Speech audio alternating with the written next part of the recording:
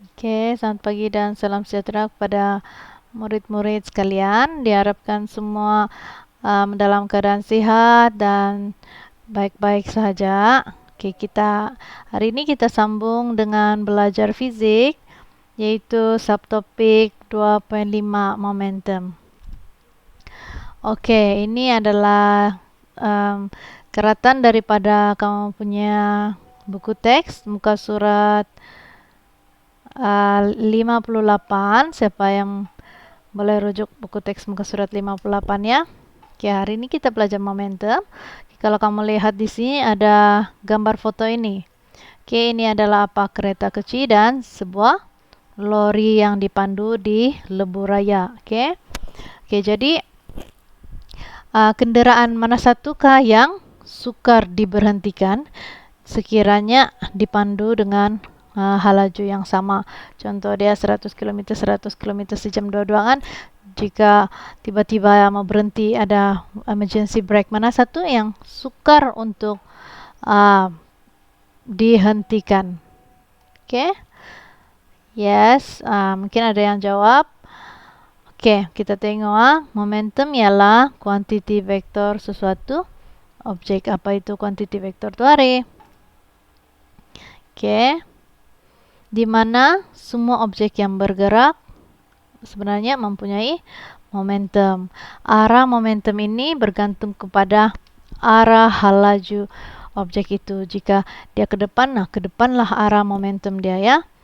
Oke, objek yang bergerak dengan halaju yang tinggi atau jisim yang besar mempunyai momentum yang besar. Oke, ingat bila dia bergerak laju dan jisim dia besar, dia mempunyai momentum yang besar. Apa itu momentum sebenarnya?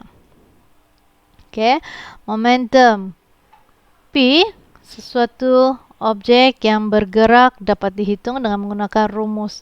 Ini adalah rumus momentum M darab dengan V, di mana P adalah momentum, M adalah jisim, V adalah halaju. Ingat ini adalah rumus momentum lah, MV.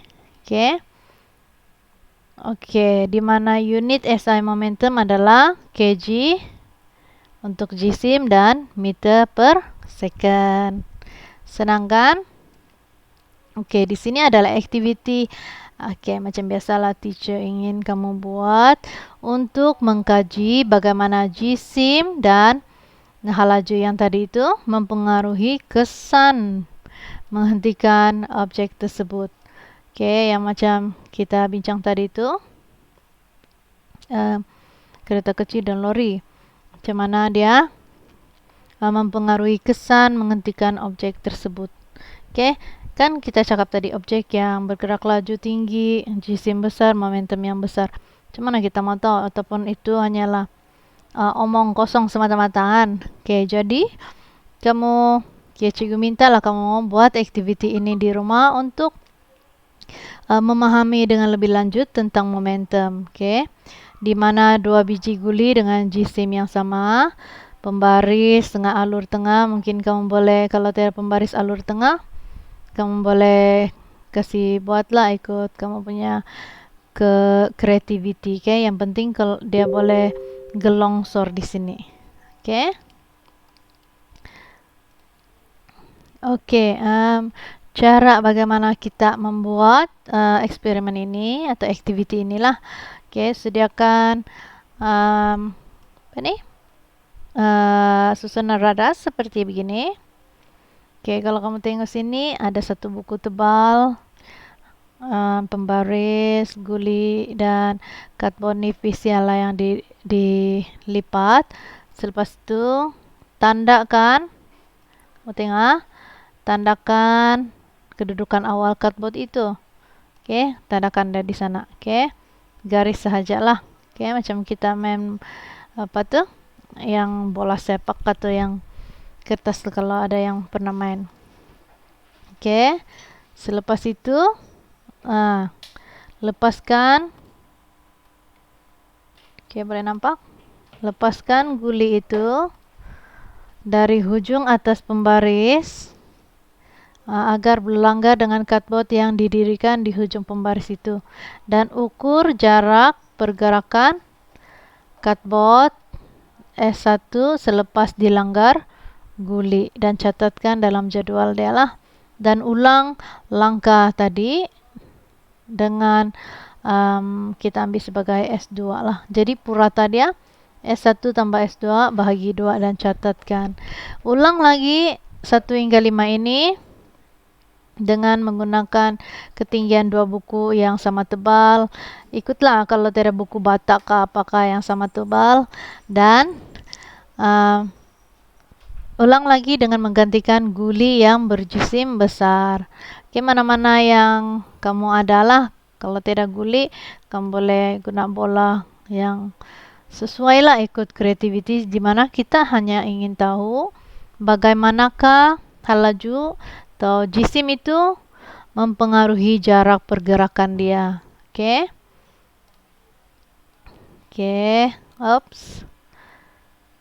Oke, seterusnya kesimpulan dia. Oke, sebenarnya kesimpulan ni cikgu mau dapat dari kamu sendirilah. Oke. Kesimpulan dia cikgu sebenarnya ingin dapat dari kamu sendiri, di mana seharusnya lah guli yang dilepaskan dari kedudukan yang lebih tinggi akan bergerak ke bawah dengan laju yang lebih tinggi dan menggerakkan cutboard itu dengan jarak yang lebih jauh. Oke, sebab kita kasih tinggi dia supaya laju dia menjadi tinggi. Kedudukan itu sebenarnya untuk dia punya laju. Kita mau laju yang tinggi, kita kasih lebih tinggi. Kalau lebih tinggi, cutboard jauh lah. Oke, lepas tu jisim dia kan tadi kita sudah cakap jisim besar, laju besar, momentum pun besar. Jadi betulkah yang teori yang kita dengar tadi? Oke. Jarak pergerakan cutboard mewakili kesukaran untuk menghentikan guli. Objek yang mempunyai momentum yang besar adalah sukar untuk dihentikan. Maksudnya bila kita mempunyai momentum yang besar, kita sukar untuk dihentikan. Boleh? Oke, mari kita lihat pula contoh pengiraan momentum di sini ya. Oke, boleh lihat kan? Sebuah lori berjisim kira-kira 20.000 kg bergerak dengan laju 22 meter per second. Sebuah kereta berjisim kira-kira 2.000 kg bergerak dengan laju 30 meter per second. Berapakah momentum lori dan kereta tersebut? Diminta lori dan kereta. Sebenarnya kita boleh tengok sebenarnya soalan ini sangat mudah lah untuk soalan ini. Nyata, cikgu bagi mula-mula langkah 1, senaraikan maklumat yang diberikan dengan simbol ini. Yang langkah 1 kamu perlu buat apa yang diberikan dengan simbol. Jisim lori dia sudah bagi 20 kg. Kenapa ini? 20 kg di sini ya. 20.000 kg. km. Lori ya, jangan tersalah. Laju dia sudah bagi 22. Kereta, lori dan jadi kenal pasti rumus dan tulis rumus yang digunakan. Jadi momentum lori kita mau P sama dengan mv. Masukkan rumus dia 20 kg darab 22.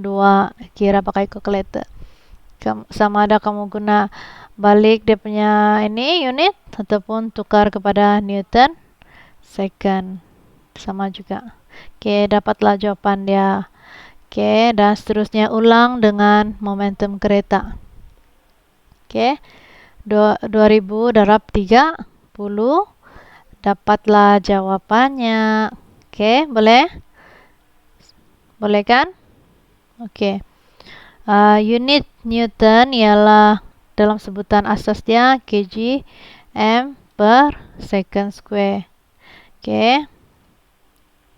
Unit bagi momentum pula inilah kita boleh ambil ni Newton second.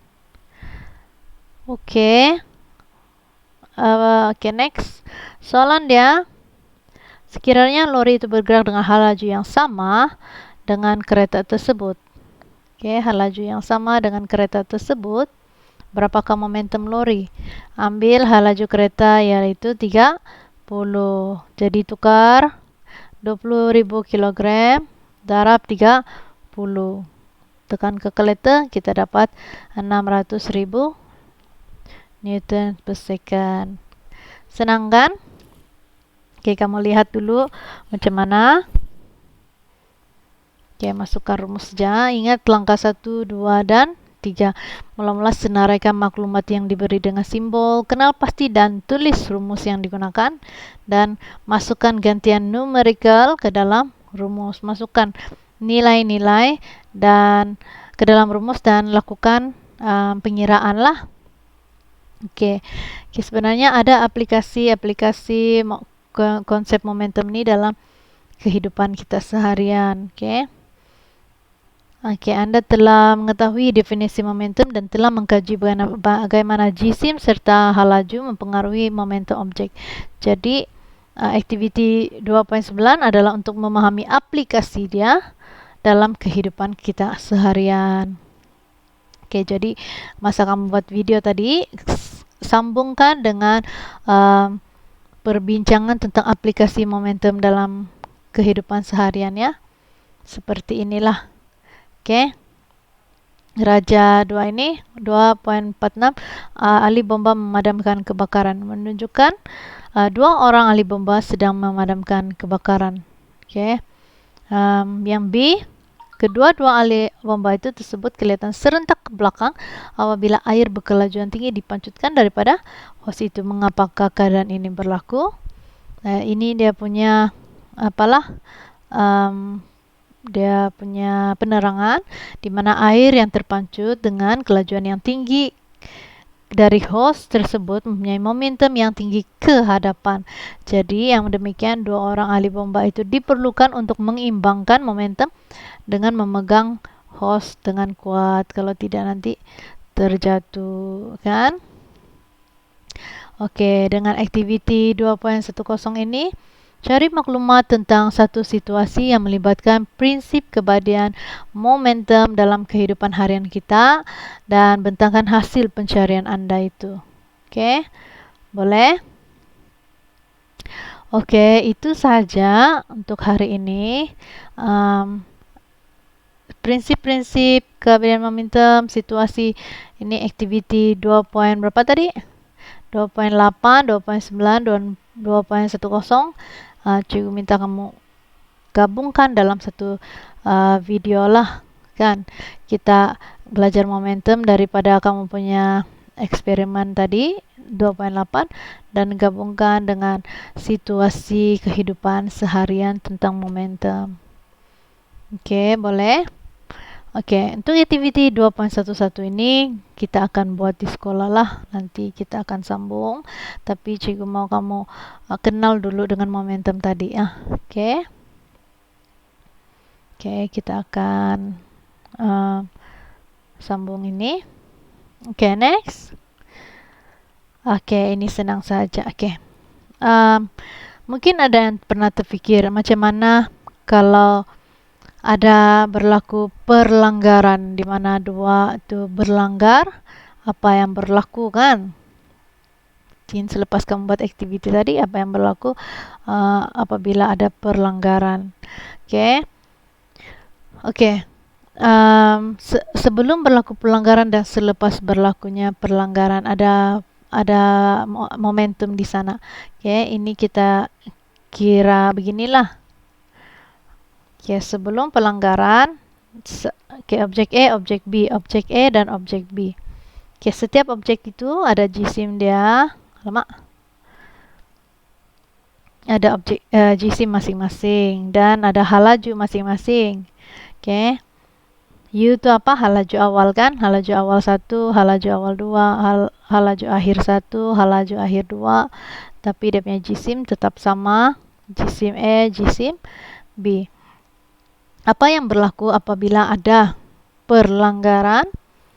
Oke, ini yang kamu sepatutnya selepas buat video prinsip keabadian momentum, kamu akan mendapati bahwa jumlah momentum sebelum pelanggaran, ini momentum kan, momentum E, kata ini momentum E, ini momentum B, tambah ini sebelum kan, sama dengan momentum E tambah momentum B selepas pelanggaran. Ini adalah rumus prinsip keabadian momentum.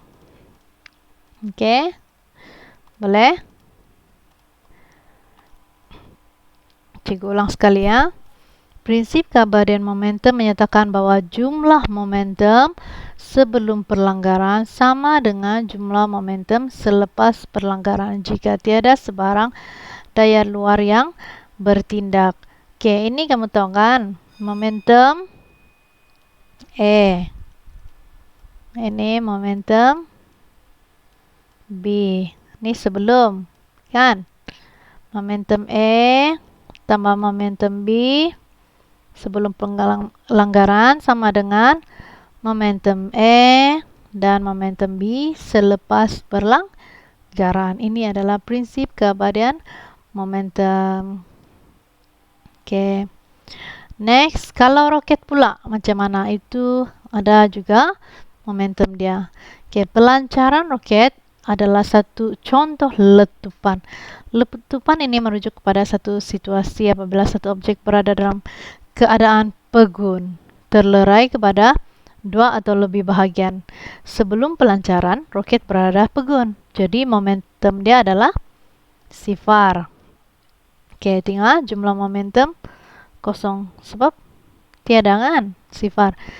Jadi selepas pelanggaran, gas panas bergerak ke bawah, roket bergerak ke atas. Jadi ada letupan merupakan sistem tertutup yang tidak melibatkan daya luar. Oleh itu, jumlah momentum diabadikan dalam bentuk letupan. Oke, ini adalah roket di atas M2V2 untuk roket. Gas dia M1V1. Jadi momentum roket ini sama dengan kosong sama dengan M1V1 tambah dengan M2V2. Oke, ini yang kamu kena faham lah. Oke, memandangkan dia adalah kosong nih, kita boleh pindahkan salah satu pergi sebelah, pindah satu pergi sebelah, memandangkan dia satu positif, pergi sebelah dia menjadi negatif. Jadi kita dapat untuk letupan momentum dia adalah ini, M1V1 sama dengan negatif M2V2. Tiada hal laju awal, hal laju akhir sebab dia dari pegun. Oke. Oke, aktiviti 2.12 pula nanti kita buat juga pada buka sekolah nanti untuk melancarkan roket air lah. Oke. Oke, ini latihan formatif. Kamu boleh buat tambahan di buku nota dan kamu boleh sambung buku modul kamu. Oops, hilang pula. Oke, buku modul kamu. Oke.